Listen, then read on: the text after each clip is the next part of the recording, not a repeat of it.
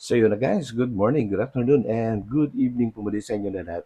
Ito muli ang inyong lingkod, Batang Elio, and tayo nagbabalik para magbigay na naman po ng isang reaksyon regarding nga po dito sa magkapatid po na walang iba kundi si Kalingap Dan and Kalingap Hana. So yan po guys, at yung mga nakaraan kasi ng mga vlogs po nila ay medyo controversial at talaga nga naman kapansin-pansin at napakarami pong nag-react, may mga nagalit, meron din pong mga sumang-ayon at nandito sila ngayon guys.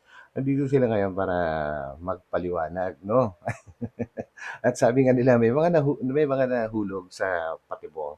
And yan ay malalaman natin maya-maya lang. And of course, isa sa mga medyo nakapambulabog sa mga supporters ay yung kung magiging anti-kalingap ba sila o kaya yung kung may tampo nga ba si Kalingap Dan kay Kalingap Rabuano. Sabi nga niya, umoo siya. So, and dito nga sa vlog nila na ito guys ay talagang sasagutin nila ng direkta kung bakit ginawa nila yon. And of course, ako bilang isang content creator, ako nag-observe and alam ko kung ano yung intention nila, bakit ba nila ginawa yung ganong klase ng content po. So yan, samahan po ninyo ako hanggang dulo guys. So, mega love shoutout po sa inyo lahat mga solid Kalingap supporters and of course sa aking mga subscribers. So patuloy lang po natin suportahan ang Team Kalingap sa pangunguna ni Kuya Val Santos Matubang, Ate Edna Vlogs and of course si Kalingap Rob po guys. So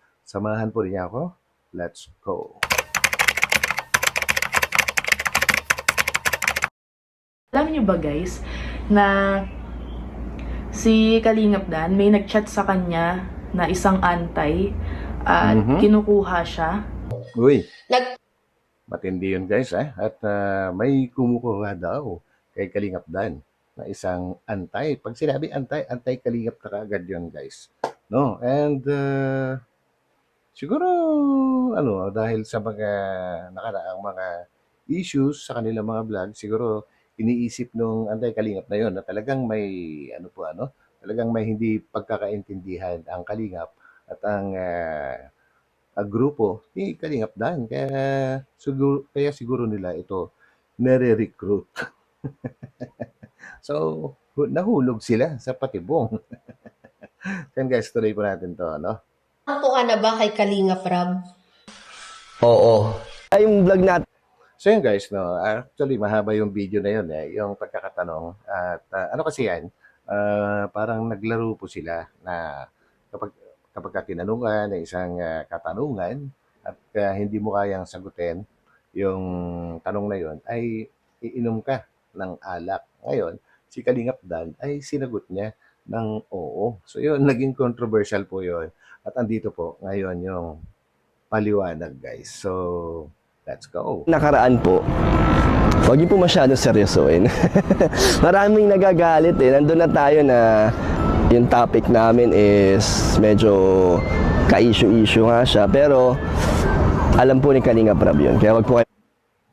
So yun, alam daw ni Kalinga Prab yung kanilang ginawa na parang ka-issue-issue na content po. Alam niyo kasi guys, alam niyo kasi may ano yan pero ito hindi talaga, mahirapan talaga yung iba guys na intindihin yung mga ibang kasi content creator or vlogger kapag medyo humihina-hina yung kanilang channel or kumukonti yung mga nanonood ay gumagawa po ng issue bilang isang content, kumbaga for the views. Pero yan naman po ay napag-uusapan po nila at yan ang hindi alam ng iba po na mga netizens. Kumbaga maniniwala sila kaagad na ganito.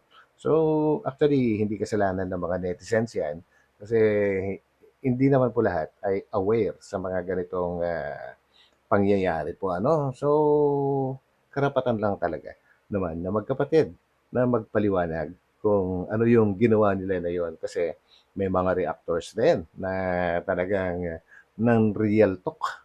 Talagang isa na diyan si Sangkay Lons. Ayan, talagang matindi yung real talk na ginawa niya po kay Kalingap Dan po. Talagang malalim yung kanyang mga banat. So, wag na po nating kukunin yung video na yun, although na-download ko. Pero wag na nating isama kasi makakapagpahaba po ng gusto. So dito na lang po tayo sa magkapatid guys. So tuloy.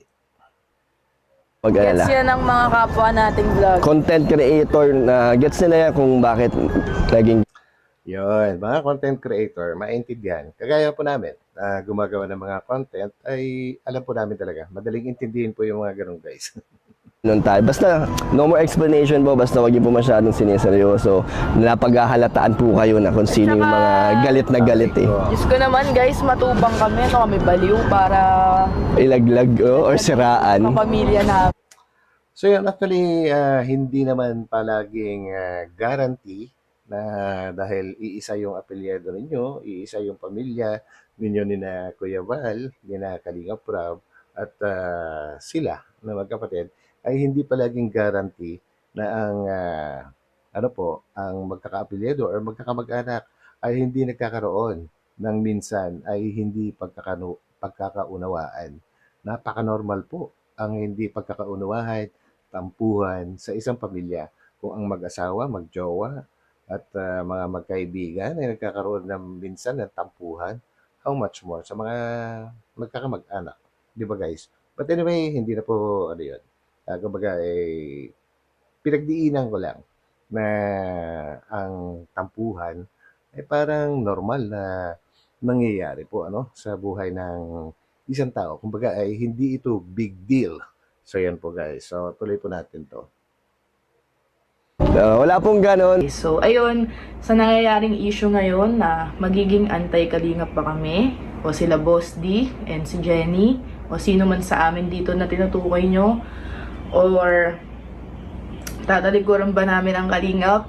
Guys, si Kalingap Dan and si Kalingap Rab ay nagtatawanan lang po sa mga nangyayari. Magka-chat po sila ni Kalingap Rab at alam po ni Kalingap Rab ito. So, ayun lang. So yun guys, no? So talagang sinasabi ni Kalingap Hana ngayon na talagang sinadya nila na gawin yon para sa magkaroon ng views. Kumbaga ano lang, isang drama. Kumbaga hindi makatotohanan. At yan na nga sinasabi niya ngayon na imposible na gagawin nilang totoo yun. Imposible na totoo yung content nila na yun kasi alam daw di Kalingap Rab kung ano yung ginawa nila. So, buti pa sila, no? Pero yung iba, hindi alam. Kaya nga naman, expect na natin na magre-react talaga kasi hindi naman lahat ng netizens ay may idea tungkol sa pagiging content creator. Yung iba kasi naglilibang lang, gusto lang manood, kumbaga walang magawa sa sa oras na yon, nanood sila and sakto napanood nila yung ganon, magugulat sila, 'di ba guys, magre-react sila. And ganon din sa mga ibang reactors kasi content is content, 'di ba? Kumbaga napakagandang gawan ng isang reaction yung content ni na Kalingap Dan. So may mga reactors din na gumawa din ng content dahil sa content ng magkapatid. Grabe. Nasusundan nyo pa ba? Puro content na lang yung nasabi ko guys. So tuloy na lang po natin. Guys, huwag niyo masyadong seryosohin yung mga ganyang content. Siyempre, matubang kami. Maging kalingap man kami o hindi, matubang kami guys. So, ibig sabihin, di ba, magkakapamilya kami. Hindi kami gagawa ng ganyang issue na ikakasira din po mismo ng ating pamilya. Huwag niyo masyadong sineseryoso yung mga... Ayan, at least alam na po natin guys. So, sige, pagbigyan po natin. Kumbaga, kalimutan natin yung nangyari na yon dahil pare-pareho lang daw sila matubang. Imposible, nagagawin nila yon. Okay? ganyan guys. Pero sa mga viewers natin, naintindihan ko po kayo. Meron tayong mga negative, positive na mga nakitang comments madami. Actually, may mga nag-reaction na din and try natin Yun. isa-isahin yan para syempre malinawan din po yung iba nating viewers and yung mga nag-reaction kung mapapanood man po nila ang vlog na ito.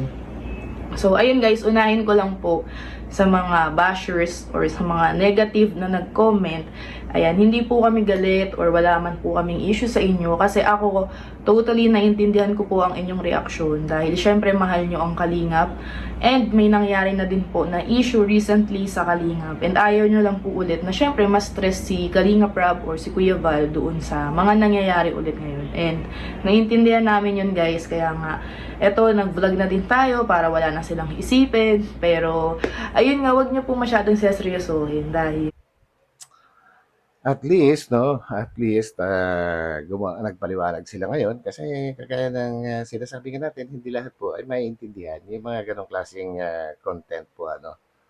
Lalong-lalo na yung iba na mga netizens ay merong galit dito sa kabilang part. Siyempre, maniniwala ka agad yun, di ba? At gagawa kagad sila ng issue, magsasalita ng hindi maganda at maraming matutuwa. Yung iba matutuwa, ay nag-away-away na yung magkakamag-anak, buti nga sa inyo. May mga ganyan pong mag-isip na mga tao po, ano. Kaya iba-ibang reaksyon, iba-ibang comment ang mababasa mo talaga yan kapag ka mga ganyang klase ang gagawin mong content. But anyway, at least ito, nililinis po nila, inaayos po nila yung kanilang ginawa last time. So, tuloy po natin to. nagtatawanan yun sila, Kalingap Rob. And okay kami guys, wala kaming issue ng kahit Alam niyo ba, alam niyo ba, Mix? So, ito guys, no, ito yung nasa thumbnail po natin na si Kalingap Dan nga daw ay merong nag-chat sa kanya na anti-Kalingap at kumbaga pinaaanib or nire-recruit po siya at may mga ipapagawa sa kanya yung kung may alam si Kalingap Rab na sorry, kung may alam si Kalingap Dan na sikreto or baho ng Kalingap, Team Kalingap ay ilalabas niya. Naku, pakinggan po natin to guys. And go! Na si Kalingap Dan, may nag-chat sa kanya na isang antay at kinukuha siya. Mhm. Kumbaga, hindi naman siya bine-brainwash pero actually nag-offer sa kanya. Kumbaga parang talikuran din ng Kalingap at isiwalat lahat kung may alam man siya, lahat na nangyayari sa loob, ganyan. Pero dahil sa loyalty niya sa Kalingap, sa utang na loob kay Kuya Val, kay Kalingap Rob, kay Tita Edna, and sa bilang matubang, hindi niya yun ginawa, guys. Nagulat nga kami nung kwento niya yun sa amin. So, ibig sabihin, loyal si, pinalalabas po dito ay sobrang pagiging loyal ni Kalingap Daan sa Team Kalingap. And dahil content creator nga po sila, mga vlogger, so sa ngayon ay dahil kakatapos lang nila magpaliwanag sa mga issues na dahil sa content nila nung nakaraan, tapos ito panibagong parang kaunting issue lang naman at hindi naman nga daw binibrainwash si Kalingap Dan. So magkakaroon tayo ngayon ng kaunting agam-agam kung ito ba ay totoo o isa na namang panibagong content. But anyway, isa lang naman ang concern ako dyan na if ever na ito ay may katotohanan, ay hindi pumayag si Kalingap Dan na sumali dun sa nagko-convince po, nagko-convince na sumali si Kalingap Dan sa mga anti-Kalingap. So, yun po guys. No? Ako, diretsahan lang magsalita. Maiksi pero dire-diretso lang. So, tuloy natin. Na may nag-chat sa kanya, nag-o-offer, gusto siyang kunin. And alam niyo na kung anong gagawin. As usual, sa mga beneficiary na wawakwak, ganun din ang gagawin, di ba? Oo nga, no? Ganun talaga ang mga anti-Kalingap guys Kasi kadalasan ang content nila is maghalukay. Kumbaga, kahit nga yung kahit nga yung kagaya ng nangyayari ngayon po, alam niyo na kung anong ibig kong sabihin. Kahit yung pinakamaliit na bagay na hindi naman napapansin na ito ay isang pagkukulang or pagkakamali, kumbaga parang naging part na ng daily life, ay nabibigyan pa po nila ito ng masamang meaning at ito ay kanilang pinalalaki at nagsasama-sama sila para banatan ang kalingap po, ano. Yun yung ano, eh. Kumbaga, wala naman silang ibang trabaho, wala naman silang ibang ginagawa, kundi yung siraan ang kalingap. Kaya nga po sila tinawag na anti-kalingap, di ba? So, yun po, doon po nabubuhay ang mga anti-kalingap sa paninira po, ano, sa community ng Team Kalingap. So, gano'n lang po yan, guys. Madaling intindihin kung ano po yung kinabubuhay nila. Paninira. Pagpuna, yung mga yan. So, tuloy. Dalawang isip si Boss D, guys. Di niya na nireplyan yung Mhm. nag-chat sa kanya na yun. So, di ba imagine So, yun. Mabuti naman at hindi na nag-reply. Kundi, kasi kapag ka nag-reply pa si, ano dyan, si Kalingap Dan, ay isipin nung, ano, isipin nung nagre-recruit na willing siya na sumali o kaya yung nagdadalawang isip. May posibilidad na sumali siya kapag ka nag-reply siya. So, maganda. nyo naman kung may balak kami na gawin yan, di pa kami nakakaalis ng diet. Diyos ko, siguro may ginawa na kaming makakasira talaga sa Kalingap. Which is true. Ako naniniwala doon, no? Kung talagang meron silang masamang hangarin sa Kalingap, matagal na. Matagal na dapat. But anyway, ano yan eh. Ako hindi rin naniniwala na meron silang samaan ng loob ni na Kalingap Rab at nagtampo si Kalingap Dan kay Kalingap Rab. Hindi rin po ako naniniwala. No? Wala po akong makitang ano eh. Wala po akong makitang dahilan. Pero dahil sa vlog nga po nila nung nakaraan, talagang kapag ka, sa unang beses mong panonoorin, ay parang makukumbinsi ka rin eh, na parang totoong totoo. No? Parang tunay na tunay yung kanilang pagkakagawa. Which is content creator nga po. At magaling din naman pong ano, magaling din na vlogger si Kaningap Dan. Kaya mapapaniwala ka talaga.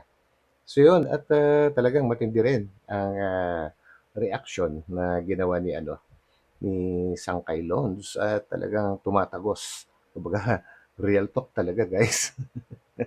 And I'm sure napanood din siguro ni na ano yun, ni Nakalingap Dan yung reaction ni Sangkay Lons. Kaya medyo kailangan magpaliwanag para hindi na lumaki pa yung issue po ano kasi pagka pinabayaan lang yon na marereaksyonan na marereaksyonan na walang paliwanag ay magmumukhang ano talaga yon magmumukhang totoong totoo.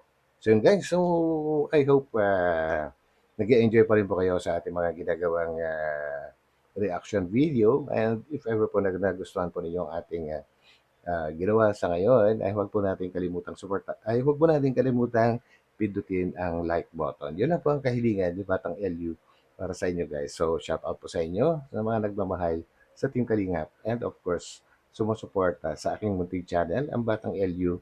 God bless po sa inyo lahat. Magkita-kita po tayo ulit sa aking mga susunod na upload. So pansamantala, papaalam po muna ako. Bye.